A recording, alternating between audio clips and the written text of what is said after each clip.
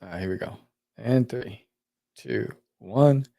What's up, George? What's going on in the House of Craze tonight? What up? What up in the house craze tonight? We have a repeat offender. Mr. Kevin Davis is on the show tonight. And we're gonna do a little review, like a year in review, as far as like what we've done with conventions, being that we are pretty much finished with our convention schedule. So we're gonna be talking about that tonight. Yeah. Let's get it. Let's do it.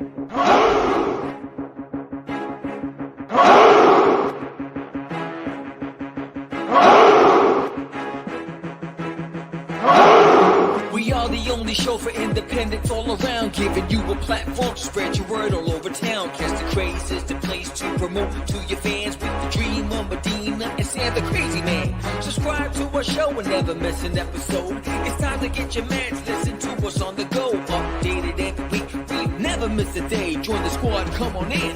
It's time to catch the Craze. If you are an independent, catch the Craze. Making moves on your own, catch the Craze. On your grind in the streets, catch the Craze. Join the movement, catch the Craze.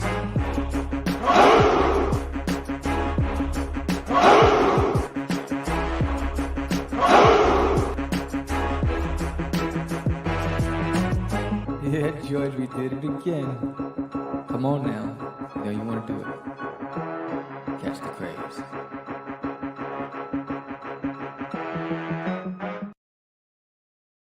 Nash, welcome to Catch the Craze podcast. I'm your host with the most, Sam the Crazy Man here, and I am with George the Dreamer Medina. What's happening, everyone? Welcome to another exciting episode of Catch the Craze.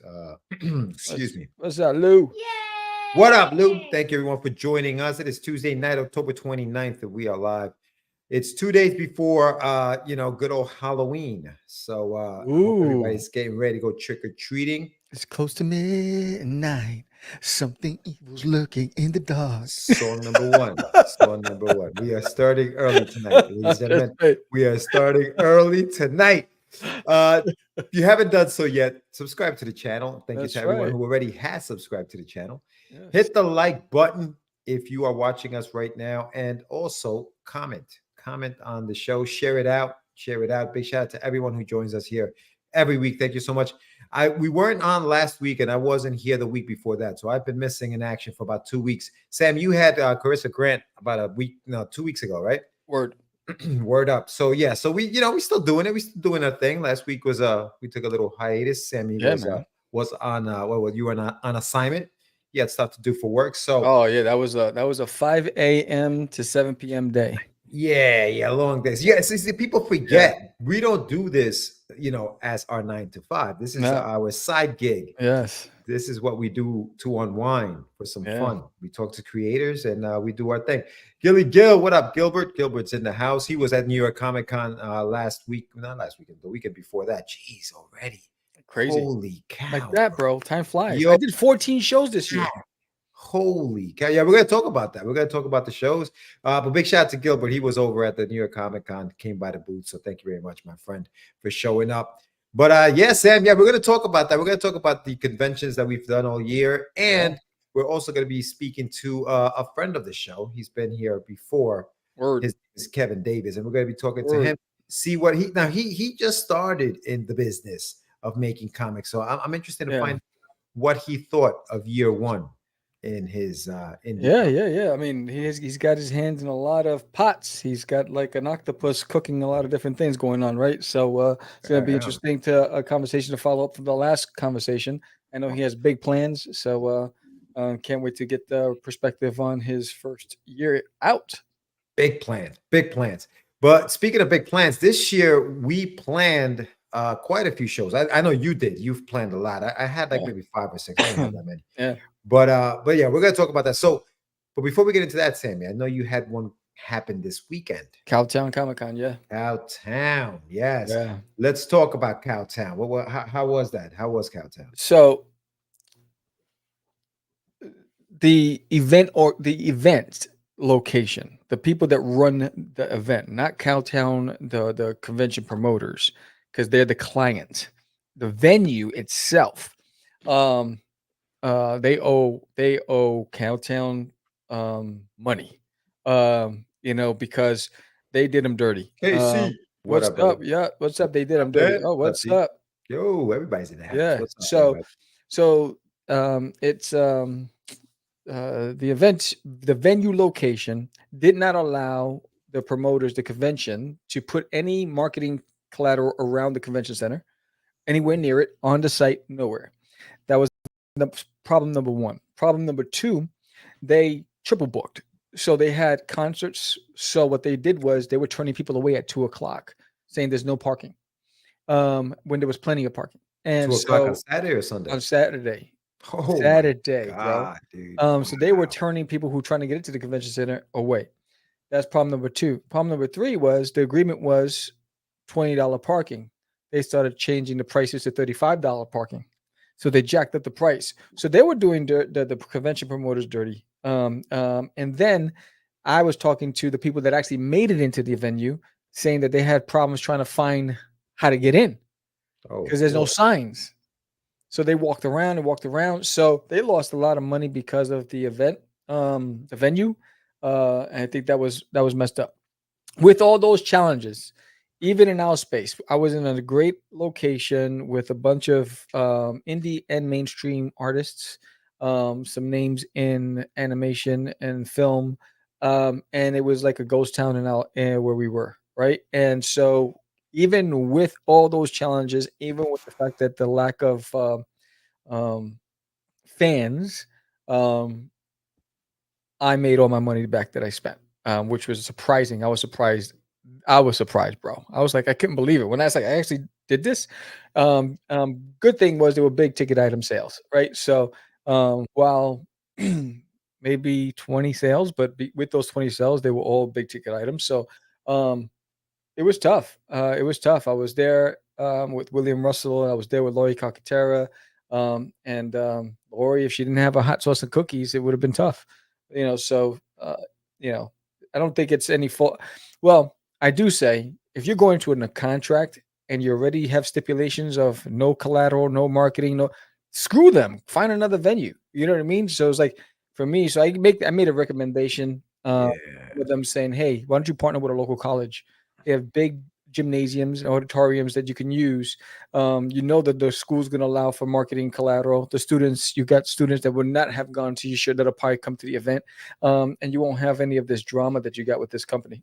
Yeah, I mean, hey man, I mean that signage is so important for something like a Huge. comic, for like something like a Comic Con, especially because it's not like people are going to Comic Con, especially outside of the big cities, right? Yeah. So like you need that signage. So if you're not going to be able to do that, like you're shooting yourself in the foot. And then you want the business. Why would you hurt your client, right? The venue needs clients. They want to sell the space. That's how they make their money.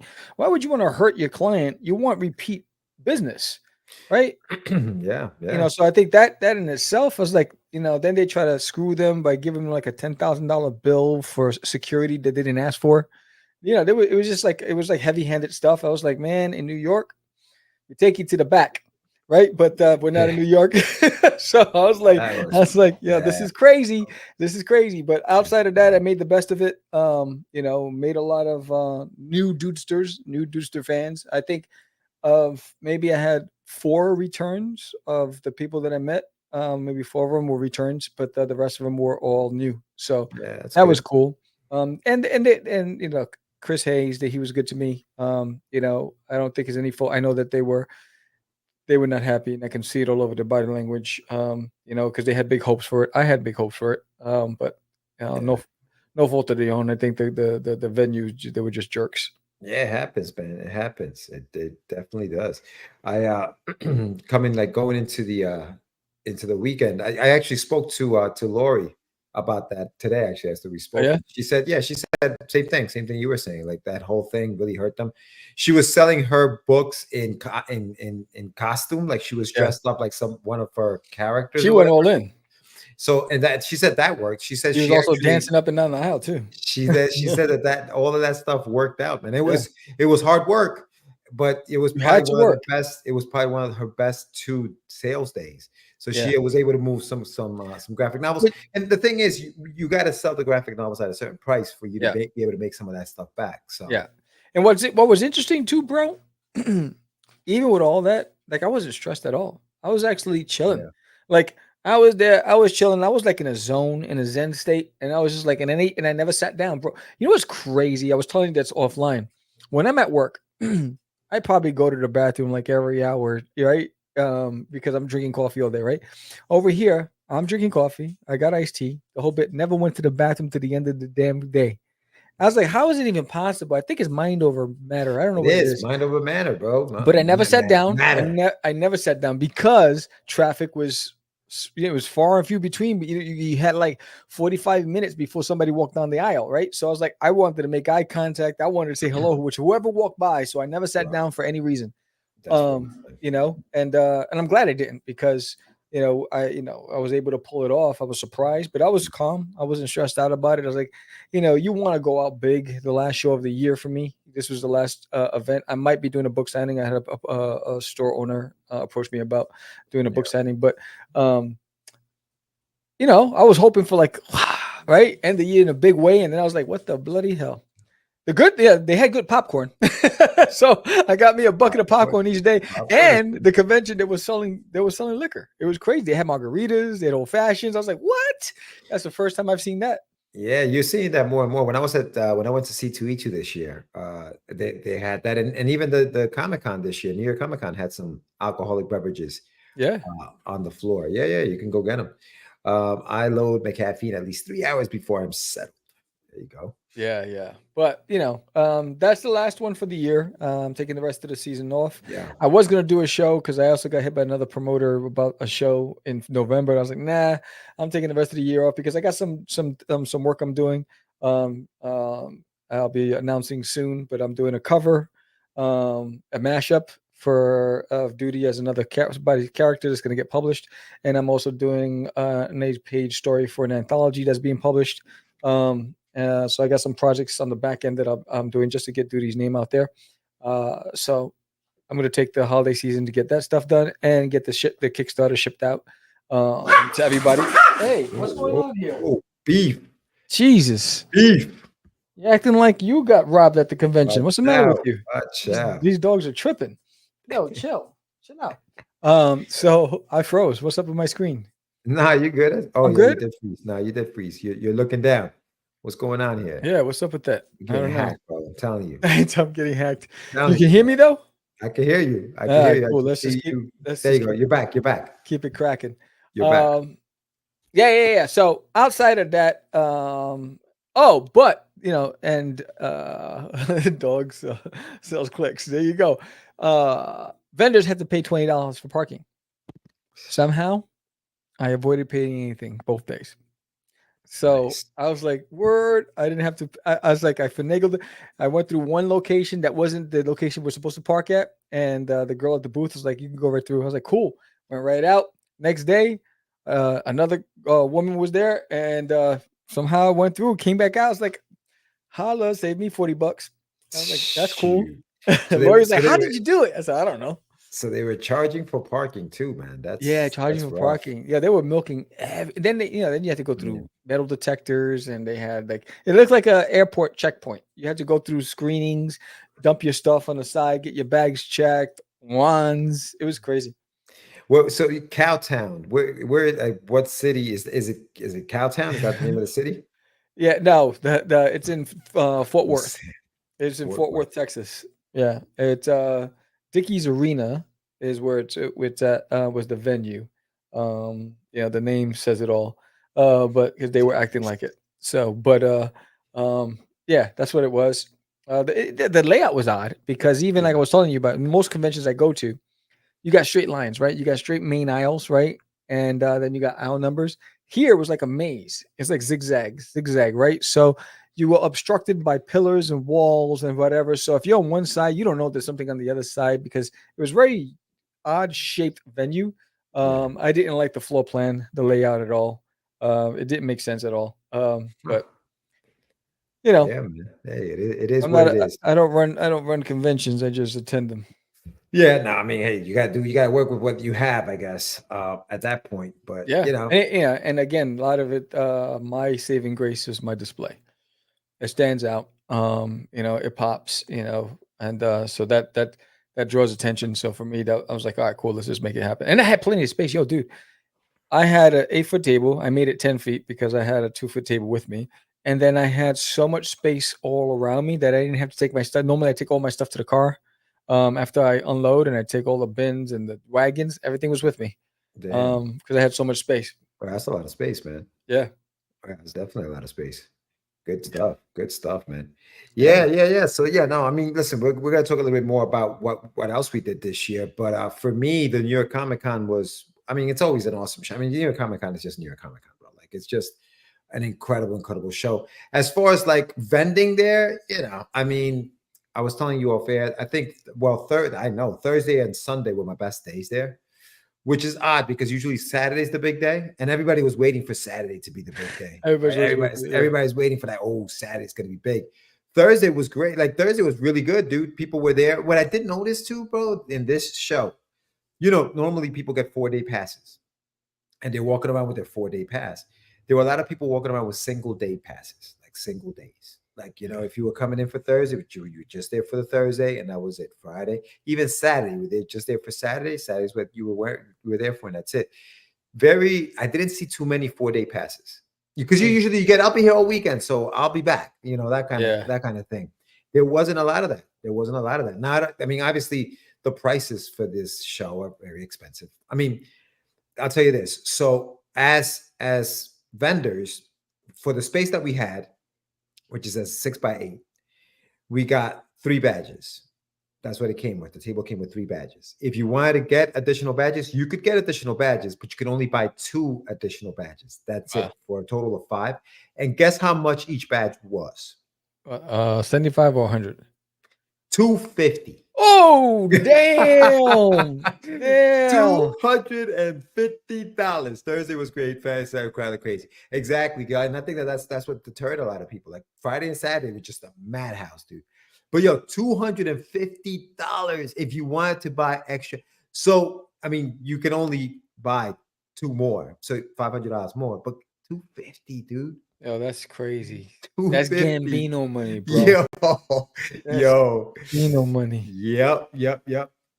So so there was that. I mean, they were always gonna hit the guys, the vendors over the head with stuff. But listen, man, it was an event. It was a good time. But that when you say that, it reminds me because it was similar that way back when we were doing New York Comic Con. It was always the first and the last day were the strongest, and the mids were the toughest because there was so much traffic and people were bumping into each other and moving quickly. You know what I mean? Yeah. And they had a lot of the bigger panels during those Fridays. Those 2 days. It's a daylight robbery word. And Gilbert knows because he was there. It's getting too expensive and too big.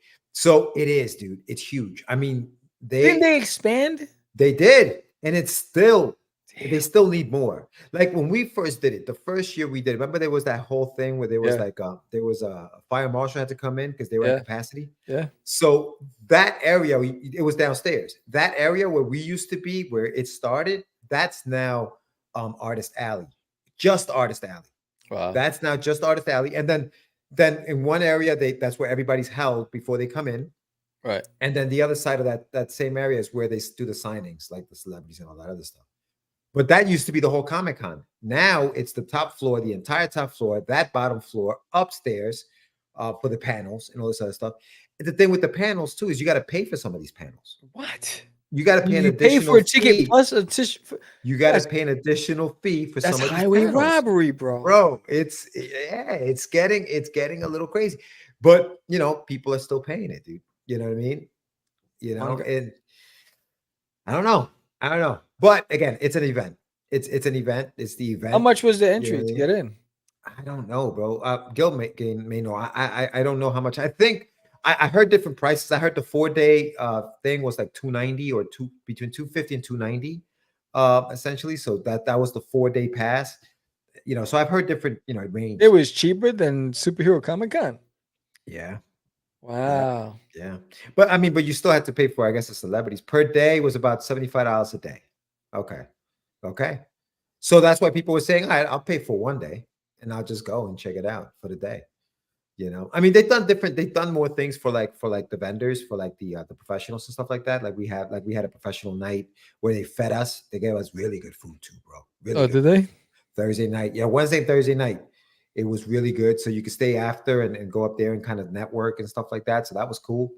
To see the Javits Center after dark. But it was good. I mean, that was good. The show itself, man, it was good. The 4-day, I think, was about 225. Okay, plus tax, delivery, etc. Yeah, he says one of his comments is not showing up on my screen here. It's on YouTube. He says the expansion was for elevators, escalators, and a big theater, the Empire Stage. Okay. Yeah. Okay. It's just not showing up on my feed here, but I see it on the YouTube channel. Okay. Yeah, man. It was quite a show. It was quite a show. And then Saturday, you know, everybody runs in for the freebies. They like mad dash. You remember San Diego, same thing where they open up the gates and everybody's in. Oh, so yeah. there was a lot of that. But you know, listen, I shared my booth with Johnny C. Big shout out to him. He was freaking amazing. He was always great to hang out with Johnny. And I had my spinner going, so people were coming over for the spin for the win. That was attracting a lot of people in that show. So overall, it was good, man. It was good. I had a good time. It was nice to see people that's what you see. I saw Brian Kong. I hadn't seen Brian Kong in a minute. Yeah. You know what I mean? He was hardest fucking guy in the comics, bro. Oh, he's got his setup is so crazy, man. He's got many things. Yeah, he's got so many things. Oh, I got plans for next year, bro. I got a new solution for my. It's like every year I'm gonna go bigger, but yeah. Well, yeah, no, we'll talk about that too. Yeah. But yeah, dude, people were what is it? People were tripping over the exclusives. Yep. Big time. I think Marvel had like a magic card. I think they were giving away or something one day. Yeah, it was quite a show, dude, quite a show. But yeah, you know, I had a good time. It was good. It was good. Let's get that segment going. Let's do it, baby.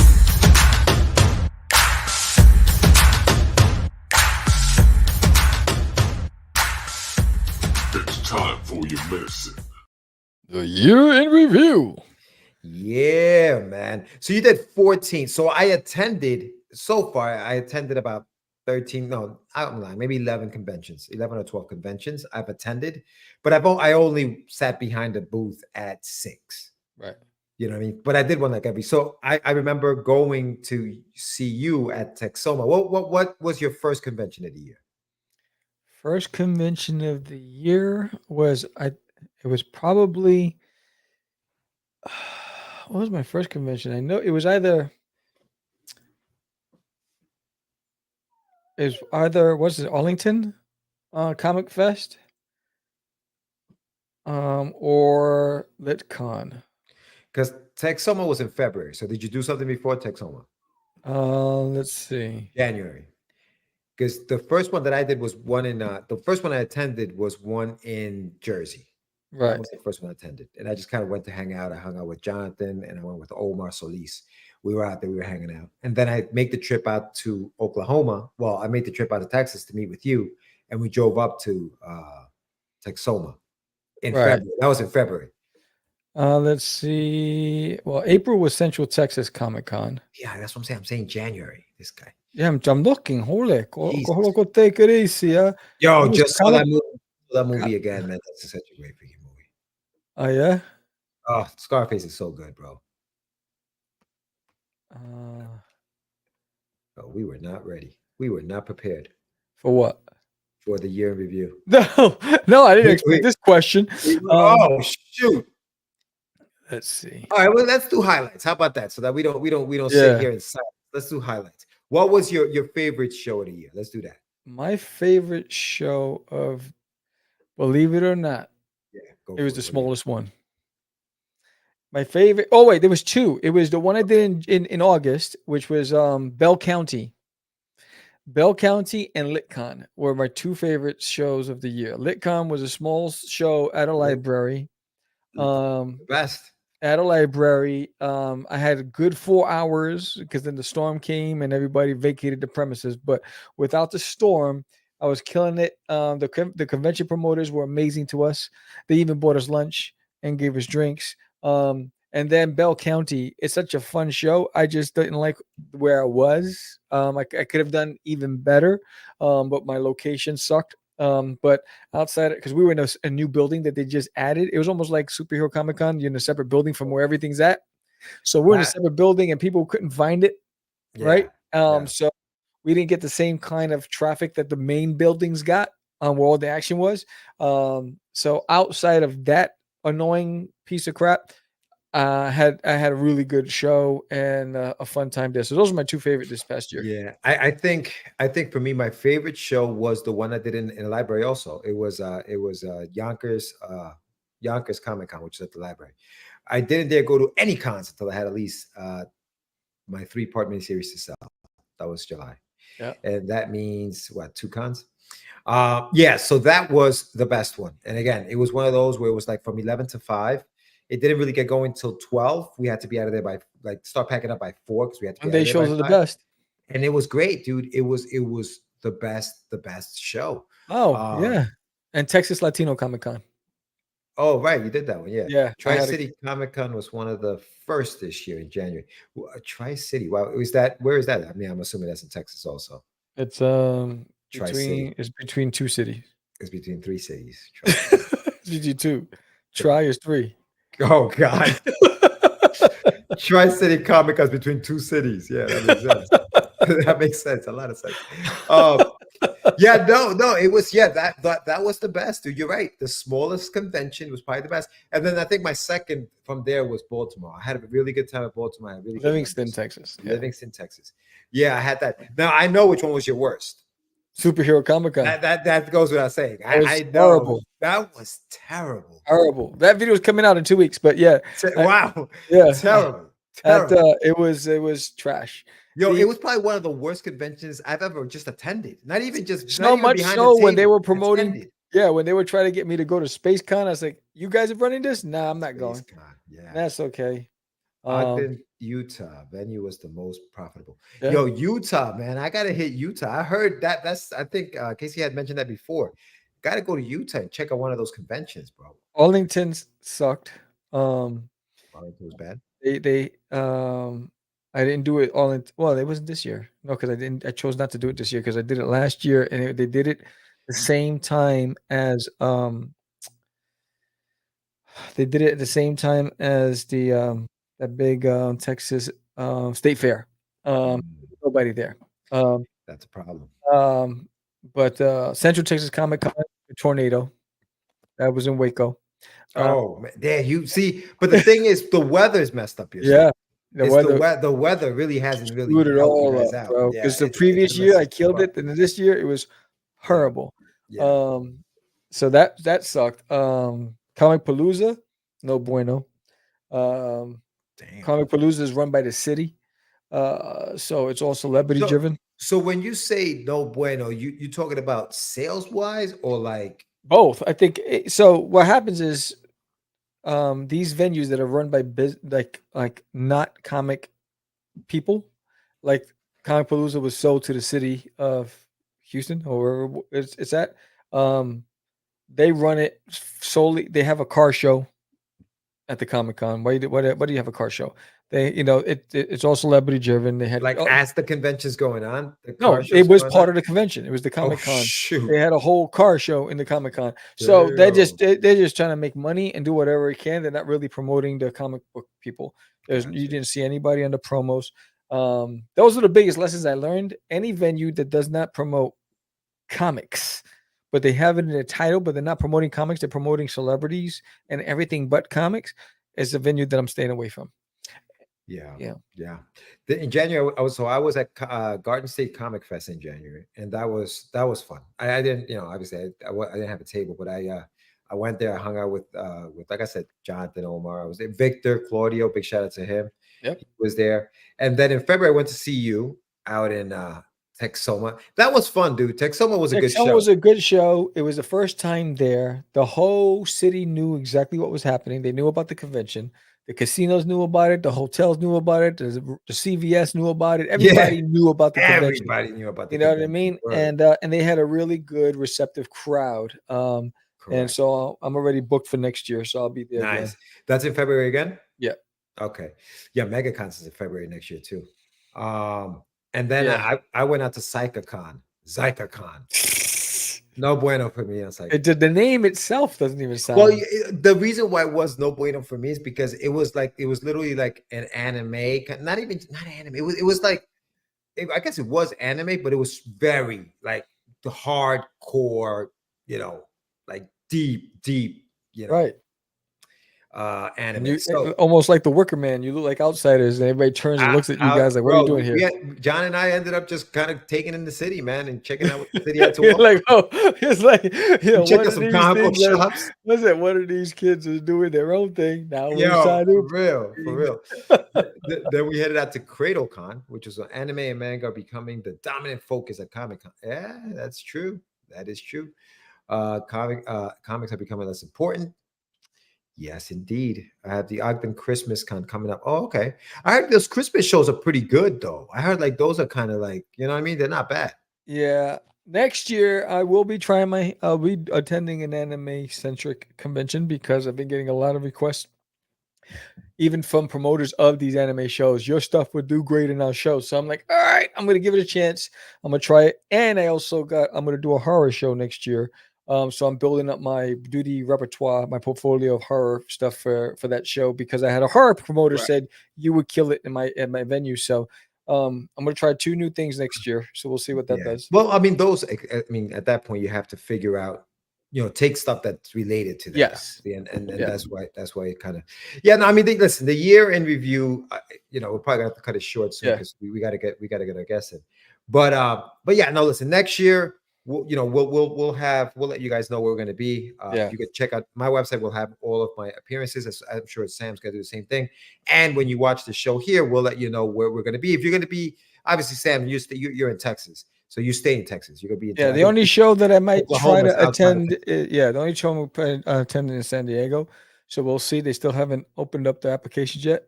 Yeah, but I might take my chance. I know it's a big risk. It's expensive, but we'll see. That might be the show that I'll do next year. That's out of state.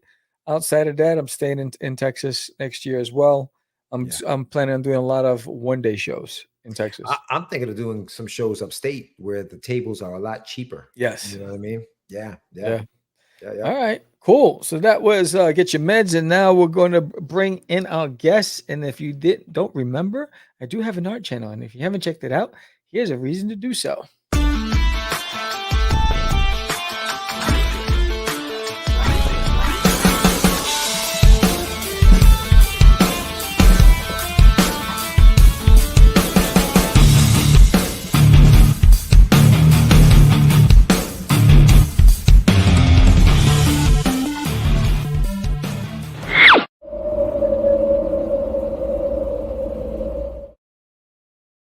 What's up?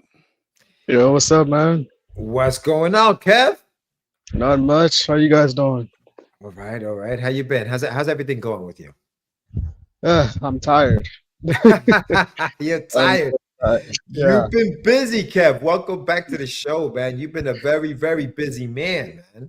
Yes, sir. I'm glad to be back. Yeah, dude. All right. So listen. So for those who maybe didn't catch the first appearance of Kevin Davis on the show, just give us a brief introduction as to who you are and what you do. Well, my name is Kevin Davis. I am a new comic creator, writer, and author. I've been a published author for about 2 years, and I entered the comic universe about 2 years ago, and I just produced my first 3 comics this year. Nice. So you say you entered it 2 years ago. So when you entered, you kind of like the first year was you kind of just scoping everything out, seeing what you can do, or it was mostly producing comics to release the next year. Like, what was your plan when you first? So when I first came in, I didn't know what the heck I was doing. So I spent the entire year, my first year, I spent researching, learning how to do comics, like where do I start, and then that's when I started reading comics, I learned how to do panels. I was like, what are panels? So I just started reading comics. Like I learned from like Ace Blade comics, Black Sand comics, Image comics, IDW. So I was like starting to learn, and then I have to research, write the script. I was like, how the heck do I do that? So I was like, I'm asking so many questions. Luckily, I found people like you and some other comic creators that taught me and like to go this route, so you won't be like So you don't be like people that get lost in comics very fast. And so I made sure that I don't come in too fast because I didn't know what the heck I was doing the first year.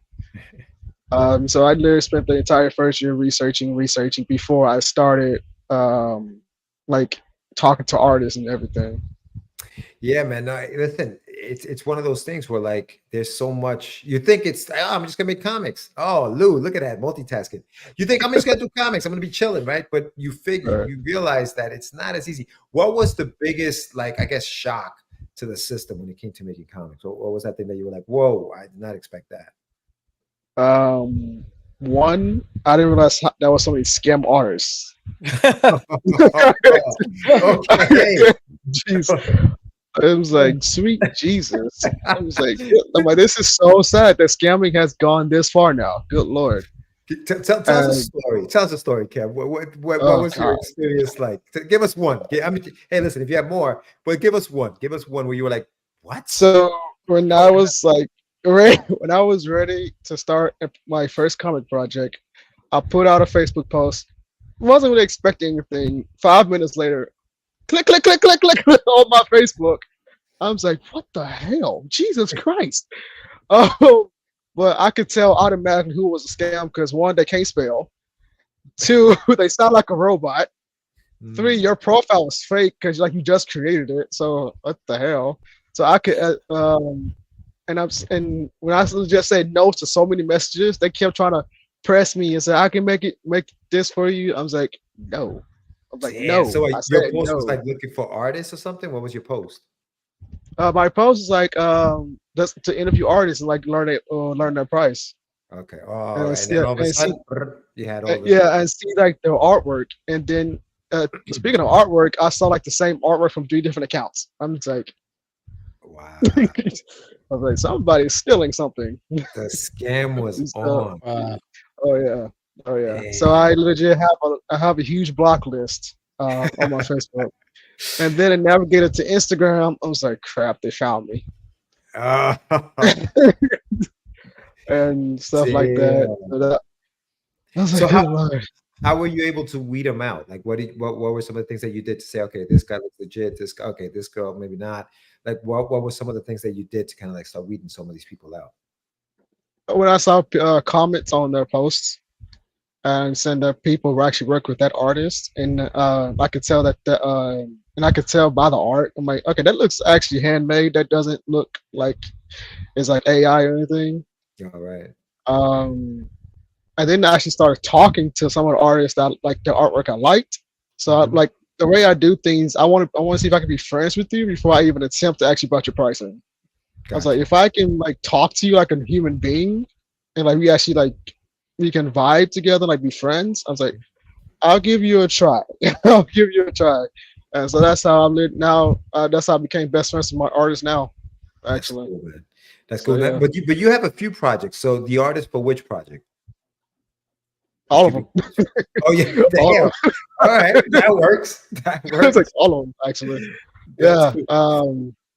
Like my first project, Arcfire. You got the book Arcfire. Yeah, Ralphie texted me when I had the post up. So of course I was iffy.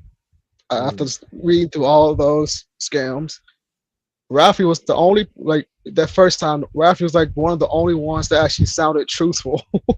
Wow. And because the way he wrote he wrote his response professionally. He actually communicated with me properly, and he's like, he even warned me about other scams in the group.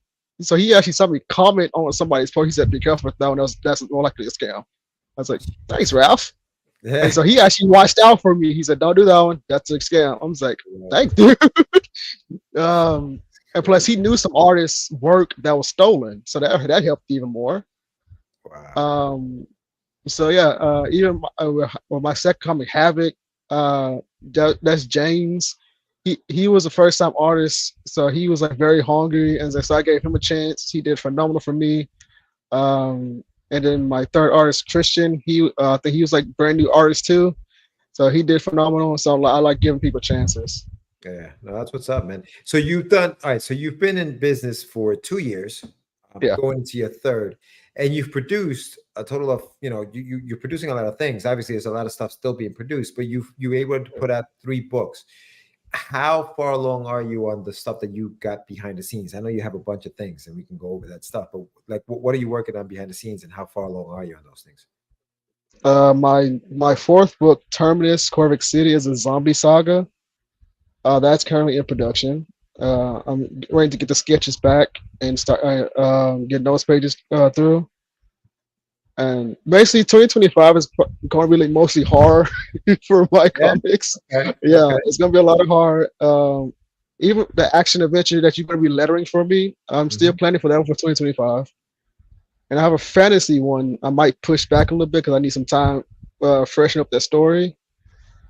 But yeah, then outside of publishing, I have an energy drink coming soon that I'm working on. So I'm like, I love creating, so I'm like pushing myself into like different industries just to see how it is.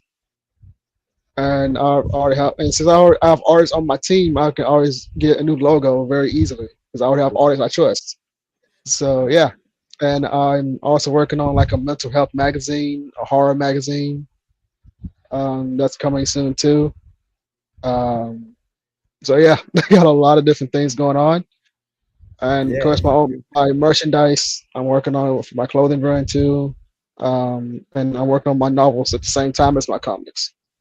Now, your novels, you were writing that before the comics, and that was already on like online, right? You were able to get, people were able to get stuff online already. Are you still writing more novels, obviously, and putting them the same way you were doing, or are you kind of converting some of those to comics now? Bit of both, actually.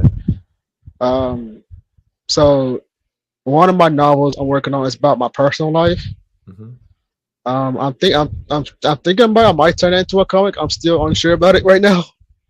But then I have also horror novels. I'm definitely going to turn it into a comic. So yeah, about a bit of both. So while I have current comics being made, I'm writing other novels while the comics are being made. So I'm bouncing back and forth between the script of the comic plus the novel at the same time. Your comics, Kev, are they one shots or are they ongoing series? Most of them are going to be ongoing. Ongoing. So where are you with like the next chapters in them, like the next issues or whatever? Are you working on that simultaneously with the new ones that are coming out? Yes. Like Arcfire issue 2. I'm working on Arcfire issue 2 and 3. I'm still in the writing process of that. And my second Havoc is an anthology series. So each comic of Havoc is going to be different art style and different story. So it's going to be like different. So it's the same series, but I say it's kind of connected, but they're different standalone stories, if that makes sense. Gotcha. So yeah. Damn, dude, that's a lot of work, bro. Like that's just no wonder you're tired and you need an energy drink. Like you're freaking doing a lot, man. So all right, so give me some release dates. Do you have any release dates for any of these things? Like when can people expect, say for example, issue 2 of your first book? Right now, I'm Arcfire issue 2. I'm not completely sure because I know my artists have personal things going on. Okay. So I don't want to put out like I want to make sure I keep my promises. So I don't want to just put out a date and so you can expect and not show up. But I'm hoping mid 2025 ish to summer. Okay. Yeah. If he's okay, if he's set to go, we'll get that going. Havoc issue 2. I'm still figuring out. Well, volume 2 issue 2, I'm still figuring out the story. Like I have ideas, but it's like which one would actually make more sense, and which one because like I want to go darker with it, but I don't want to like be too complex, if that makes sense. Yeah. I want to be straightforward, but also put some twist in there, like to have some fun with it. Zombie, my Terminus Corvic City. I'm definitely predicting Halloween next year. Oh, cool. Yeah, so because I really want to take my time with that one because it's zombies, so I got to make sure it really makes sense. But other ones, I'm not completely sure just yet. because life is unpredictable. So I don't want to just give out dates just yet. That's why after this podcast and I have another one later this week, I'm taking a break and just to go fresh up the writing. Yeah. For I'm taking a break for the next few months, for the rest of the year, because the year's almost over already. Yeah. Like I've been on podcasts every single month this year, so I'm extra tired. So Yeah. No, so was that part of the plan last year to kind of like start hitting the podcasting kind of like circuit and do that? Oh, yeah. Was that part of your plan? So what's your plan for next year? Is it conventions? Is it more of this? What's the plan for next year? But hopefully conventions, so I can go there as a fan and just nerd out and just take a break for a minute. But also podcasts, continue doing podcasts. And like explore like different other podcasts, like movie podcasts, and like talk about movies, or of course continue to talk about comics and everything. But potentially conventions, see what happens and see what shows up. Yeah. So yeah. Yeah, man. No, I mean, listen, I'm a big proponent of doing cons. I enjoy doing cons. I think cons are important when you're trying to put a comic book out there. So, I encourage you to do that. I mean, obviously you got to find the right one though. You can't just kind of like go crazy and you find the right one for yourself. Exactly. But I like to see that you've been doing this for 2 years, man. Like what's been the most, I guess I asked you the most shocking thing or the thing that you expected the least, but what's been the best thing that's happened since you started doing this? Actually getting the book done and printed. Like when I got the physical copies in my hand, I was like, am I dreaming or this is actually real? That I just made my own comics. Yeah. Like this is crazy. Yeah. And seeing the reaction of people that buys my comics and getting the reviews, I'm like, this is actually real. This is actually real. And I never thought I would ever get into like this type of business at all. Yeah. Like I hated writing for a passion all my life. And that's what you do. Now you write. This is what you're doing. Yeah, because the biggest lesson I was taught, the thing you hate the most, you're actually really good at. So I was like, dang it, mother, Jesus Christ. Well, your mom's a writer too, right, Kev? Oh yeah, yes she is. I know you had mentioned when we talked about this, you mentioned that you were planning on publishing her stuff. Are you guys still working on putting something together and having you publish her books, or Yep. what she's writing? I'm just waiting for her green light when she's ready. Nice. I'm looking forward to that, man. What does she write? Similar to what you're writing? Horror, zombies, or what's her first book was it's a murder mystery. That's what got me into writing. It's a murder mystery novel. And she's updating that, and I keep begging her to kill a certain character because that character pissed me off. Nice. So yeah, that's gonna be exciting. I was like, I just published my mother. That's good, man. I was like, so yeah. Yeah, hopefully you guys can get that done sooner than later, man, and get that out there. Most definitely. Yeah, dude. No, I mean, listen, we love having you here because it's nice to get a perspective from somebody who is fairly new to the game and coming along and learning about it, because we've been doing this for so long, we forget what it's like to have your first comic printed and in your hands. Because when we did it, we were doing that. We knew a guy who did that for us, and we had to fold our own comics and staple our own comics together before. Before we went to a comic book, because the print on demand wasn't really a thing that it was just starting out. You know what I mean? It wasn't something that you just do. So it's very different now. Who are you using different printers, or what was for those who are watching who maybe haven't done this and are thinking about doing this, being that you just started doing this? What were some of the things that you did to find a good printer? What was your process for that? One, the cost. Two, who has better quality. And I asked around. I heard about Comics Row Spring, I think it's called. Yeah. I'm going to try them for one of my next books, and I use a company called Lulu. They do pretty good. And that was another one. I forgot the name. I think it was started Elm or something. Yeah, that one. So I always look. I was like, and learning, and I look at the quality, of cost, and how long they take, and if I can, and how much I have to order to get the samples. Yeah. and then I look at other indie comics, learning where they get their print, when they get their prints from, and I buy their comics to see how the quality is. And of course, I read the story because I love the storytelling. Yeah. I was like, oh, you got this printer? I'm like, oh, you got this printer from here. I'm gonna try this one out next then because I love the quality. I'm such like when I tell you I'm a nerd, I'm a nerd. I'm like, before I even read the story, I was like, this artwork is beautiful. The quality, everything on it. I was like, I'm gonna try out this printer next and see what happens when mine did. So that's how I determine which one to go. Yeah. So you're going with Comics Wellspring. So you've tried Lulu. I've never tried Lulu. I think we tried mixing, right, Sam? I think we did that for the Crazies when we printed out the Crazies, and obviously I've tried Comics Wellsprings. The one that I was printing, and I do a lot of the printing still with, is Kablam. I don't know if you ever heard of Kablam. That's the other one I heard about. Yeah, they're down in Florida. Yeah, they're down in Florida. I think Comics Wellsprings is in Michigan. I don't know if they've moved. Where's Lulu located? Do you know where Lulu's located? Is that in the East Coast, West Coast? Do you know where that is? I forgot. I think it might be the East Coast, I think. Yeah. The only reason I don't know exactly. I don't know exactly because I don't remember because they shipped it from a PO box.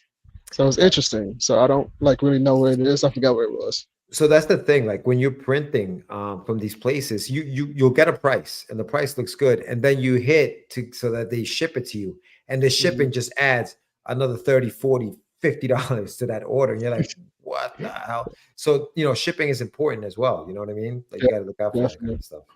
Oh yeah, definitely. Yeah, man. So you're working on all this stuff, brother. Like, I'm exhausted just hearing you talk about all that stuff. Now, I do see stuff next to your name there. What's Sireflix and what's Kevisland? Tell us a little bit about that. So Sireflix is actually my official LLC name that's in process now. It's my holding company name. The way I came up with the name is because how I told Lori on her podcast, but I got the word siren from like a siren, like the mermaid, and you know how they use their voice to attract people. Yeah. So I called my Sireflix because I want to track you so we can flex together and build a community. Okay. So that's how I came up with the name. And Kevisland is kind of like where I promote me and my best friend Christina actually starting Kevisland. We're gonna be producing our own podcast at some point. So I help promote her on my Kevisland website. And I'll be Kevisland, I'll be telling my story and she's telling her story on Kevisland. So that's kind of I call it my media marketing house or something like that. So that's why I'm going to be producing my own podcast when I get the equipment and stuff ready. And so that's where I'm going to be posting that. That's awesome, brother. That's awesome. Well, tell us, obviously, kevisland.com is the website where they can find all. Now, is that where you have everything? That's the hub. That's where you can get to everything from that website. Yep. Because when you look at kevisland.com, you can go down, you can actually see the bookstore where it says Kevisl. It has the link right there. You can go to my book website just check out my books and my merchandise. So you can look. That's it's my beacon. It's my beacon link in a way. Like my link tree. That's on my own website. That's what's up. Dude. That's what's up. Yeah. Yo, Kev, this is fun, man. Thank you so much for coming back to the show. You're always welcome back. Are you doing? I know you did a crowdfunding campaign last year for one of your books. Are you doing anything next year? Do you have anything that you want to promote as far as maybe a crowdfunding campaign or anything like that before you go? I will have Terminus on Indiegogo. It's Terminus Corvic City will be on Indiegogo next year. Next year, okay. You like Indiegogo? Yeah. Yeah. You found I guess you found your groove there. Over Kickstarter. Well, I'm going to attempt Kickstarter. I like to challenge myself and like to try different things. So I'm on Fund My Comic, Indiegogo, Kickstarter, or you can go to my website. Either way, it's coming from me. So if you miss it here, you can go there. If you miss it there, you go here. If you miss it everywhere, just go to my website. You still can get it. So, if people want it, I want to make sure I have multiple platforms where they can get it, so they won't miss out on the opportunity to get my book. Cool stuff, brother. Cool stuff. Well, listen, we'll be looking out for that, man. And thank you again for coming on. Thank you for having me. Yeah. All right, my brother. Awesome, brother. All right, that was Kevin Davis, entrepreneur in the making, taking on the world. Busy. Taking on the world. You know, it's funny, man. He said the first thing he said with the scammers, right? The scammers are the first thing, the thing that shocked them the most. Like you don't expect it, right? You don't They're expect everywhere, bro. it's comics. What we scamming? Boom, scammers. They're everywhere. Done. They Wasn't it? They tried to pull a fast one on Nita. Remember? who did? Nita. There was some scammers. Remember that she was looking for artists or something was going on, and so she posted what they were posting. What they were. Oh yeah, Remember? yeah, She was doing. yeah. I mean, there's scammers everywhere, bro. Yeah, man. There's scammers especially on the internet, man. Yeah. Especially on the internet. And you find them quickly because they find you. You got to take all the scammers on this planet, all the deviants, and send them to a planet with nothing but predators and aliens. You know what I mean? Just that's a story for you. You want to act up? I'm gonna drop you off in a planet where you're gonna be hunted. That's it. That's it. How'd you like that? How'd you like that? He says, I almost wish I drew scammers, knowing I was grabbing attention somewhere. Yeah, man. Oh man. These guys are acting That's up. rough. That's rough. But yeah, no, man. Thanks so much for Kevin Davis coming on. Make sure you check out his website. What is this? kevisland.com. Yeah, he's busy, man. But wish to expect them afterwards. I know, right? Yeah, I think my advice to young creators with big dreams is just pace yourself. Right? I think sometimes, you want to take over the world. Do one brick at a time. Lay one brick at a time. Master that. Move on to the next brick. Master that. Move, and as you're building your house, you know what I mean? Because you can experience burnout. And sometimes we have high expectations, and the result is not coming when we want it. Just pace yourself. Yeah. No, it's true, and that could really have a very negative effect on your creativity because then you start doubting yourself. You start doubting yourself. You start saying, "Damn, what am I doing?" So yeah, no, that's true, man. That's true. You definitely want to pace yourself for sure, because when we're young and we're ready to do everything, dude. Everything, do it all. We were those guys. We were those guys, right? Hey, it's like, hey, how you doing? People are like, how is it they're doing this stuff, right? And and I admire the tenacity and the spirit and the spunk, right? And that drive, right? But the reality is there's gonna be roadblocks, there's gonna be hurdles, there's gonna be obstacles, there's gonna be the unexpected stuff. So just be as long as you're aware of what you're navigating, and take it for what it is. Look at this year. If you take a look at, we were talking about the year in review. When you took it, 14 events, right? 14 Comic Cons and 2 book signings, and not everyone was the same, right? And you're gonna have your highs and you have your lows, and you got to take your lumps when you get them, right? But you got to get back in the ring and keep swinging. Even with that, I'm kicking myself because I missed out on an event that's already sold out for next year. Events are already selling out.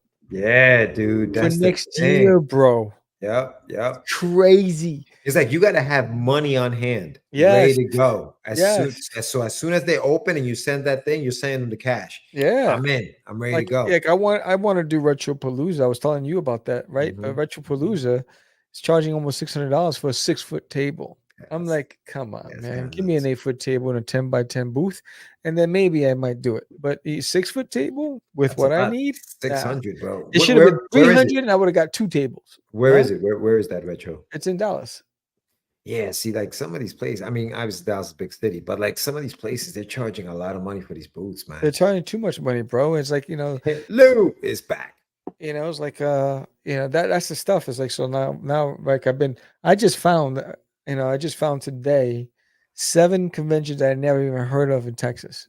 And I've been here 3 years and I haven't even heard about these, right? And so I'm looking it up and I'm trying to get videos to see what the crowd looks like and all that stuff. I'm doing my research before I just say I'm going to commit to something like that. But there's so many venues, right? And so I think what will I do next year? I'll do College Station again. Next year I'll do Bell County again. Yeah. Right. Next year I'm already signed up for Texoma and LitCon. So those are guaranteed. I won't be doing Central Texas next year. I won't be doing Comic Palooza. I won't be doing Superhero Comic Con. I'm not doing Arlington. I'm definitely don't do any of the fan expos. They don't take care of The thing with cons, and I think I forget who I was talking to made a point about this. There are so many now yeah. that you can drop 5 and put 5 others in its place. Yeah. No problem. I want to do Big Texas Comic Con, You which know is what a I mean? really big show. I think it's in Austin. Greater Austin Comic Con is another one.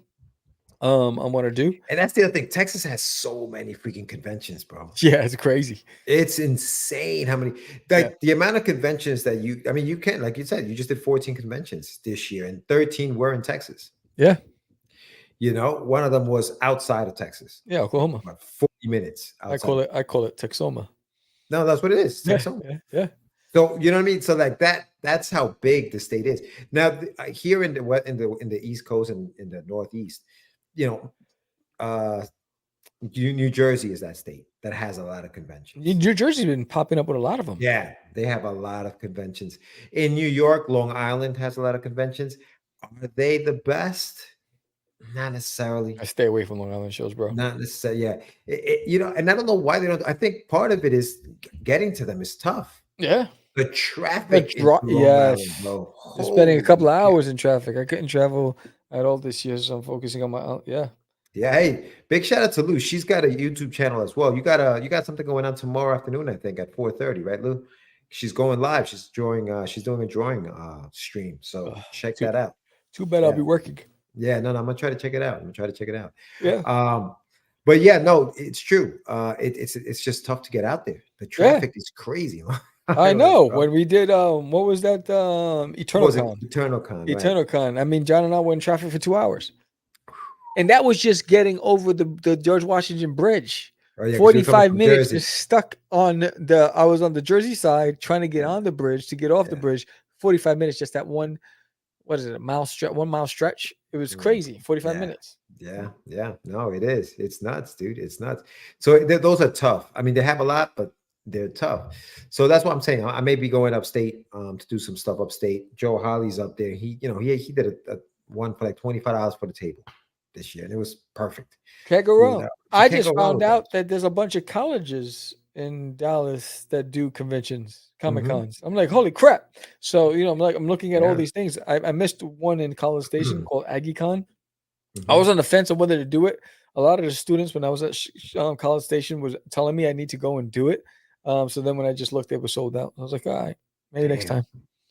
Tomorrow's going to be a Halloween Betty Page. Yeah, nice. There you go. There you go. That's what it is. Yeah. Good stuff, Lou. I'm glad you're doing it. I'm looking forward. Did you meet Lou? Did you?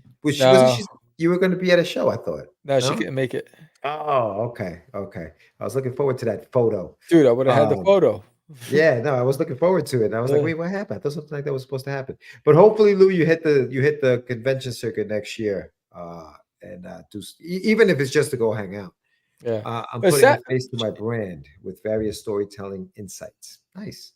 But shout out to a lot of my IG followers because I meet a lot of them at conventions. Yeah. And that they follow me on social media. So shout out to everybody on Twitter and IG and Facebook that follow me and that showed up to the conventions. I'm gonna be launching it November.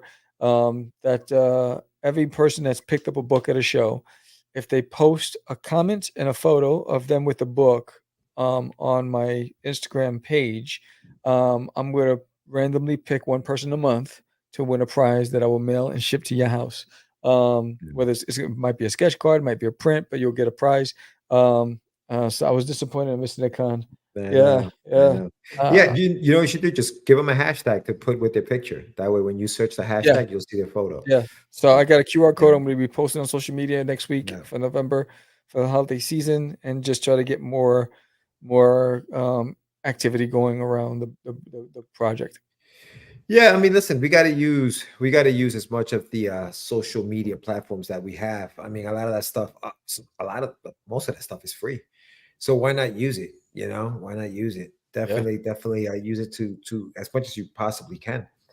Word. But yeah, man. So what do we got going on next week? Are we on next week? What is next week? Next week is next week is the big day here in the United States. Is it election day? It's election day, dude. Nobody. You can't say anything to my wife, bro. Uh-oh. So when I moved to Texas, I thought I registered to vote. in Texas because you get registered in a new Wait, state. you thought, which I means thought you I did did it? when I got my license. I thought I checked that box. I thought I did. So today, when I went online to see am I registered because I haven't got anything in the mail, it's like have I registered? It says no. So I think I missed the cutoff.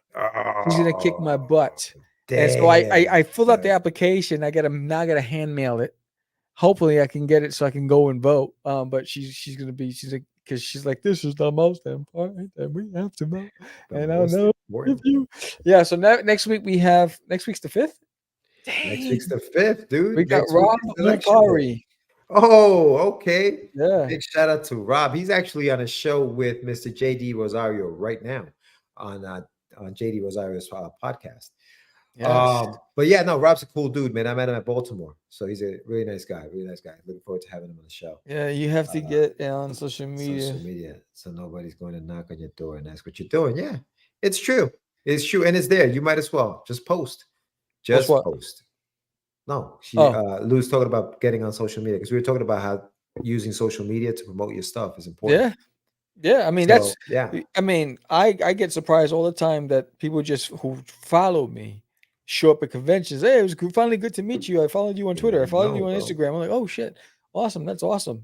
So shout out to everybody and if you're listening to Catch the Craze podcast and I met you this past weekend at Cowtown. One love. Thank you so much for your support. And listen, branding is important because you know how many people come up to the table and be like, get your meds. I've seen that. Like, you know what I mean? Just because the brand is there. Like branding is very important to Casey's point, to Carrie's point. He's gonna start using, he's gonna put a face to the brand. That's important. So yeah, man, you got to use this stuff. Use as much as you can. And I'm a big proponent of having your own website. Have your own website. You have a lot more control on your website. I know people are like, but it's expensive. It is, it's an expense, sure, but I think it's necessary. It is necessary, and that's what I'm actually one of the things I'm doing for the next 2 months is working on my website, and then updating it because one of the biggest missed opportunities I have is that not all of my stickers and my prints are available on the website. Well, that's so I have to, and it's a lot of stuff. So I have to work on building that store. Trying to make it simple, get that going for the holiday season, and then I'm going to have my Christmas sticker packs for the holidays as well. So I'll be launching that soon. Yeah. You know why? Because you can have an Etsy store and sell your stickers on Etsy, but then they take so much. Yeah, you know what I mean. They take so much of whatever you're gonna make, so you might as well just eliminate the middleman. You have a website and just sell it on your own website. That's it. And so I do believe in the websites. I believe you have to have a domain where people can go and find it. I mean, I can tell you right now, I gave out, I don't know, maybe 70 cards at this show. Normally, I give out a couple of hundred. Yeah, I was gonna say, I'm like 250 cards went like this. Yes. This one I didn't get the crowd to be able to give that many, but I give out about 70 cards. And I could tell you, of the 70, 45 visited my website. Now they work. It was like bang, bang, bang, bang. They work, dude. They freaking work. Because I got a lot of sales from those cards. I got a lot of sales from the stickers that I sold, from the print. Because people search, people look. Yeah. If they like something, they are going to search. What's the website? They're not going to be like, they may go to social media, but the website gives them the store. Buy it right there. Word. So, big proponent of that. And speaking of websites, make sure you go to getyourmeds.com. Make sure you go to dutiesworld.com and get all your stuff in there. I'm sure you'll have some of the stuff on your show notes, Sam. I'm going to say also tomorrow, I'm going to be live with Mr. Eddie Lima on my YouTube channel, Get Your Meds. I'm going to be talking to him about End of Zed, which is a dope comic that he's got on Kickstarter right now. And also I have a couple of live interviews that I did with Lori Cacotera. I was talking to her last night about Path of the Pale Rider. We did a deep dive into her story as well as Hades, ASAP Imagination. We were talking to him about Dead of Night. So check that out on my YouTube channel. Go to getyourmeds.com. There's a link on there. Also, just go to YouTube and search Get Your Meds with a Z, and you'll find my YouTube channel. Subscribe. Don't forget to subscribe. Word. Yeah.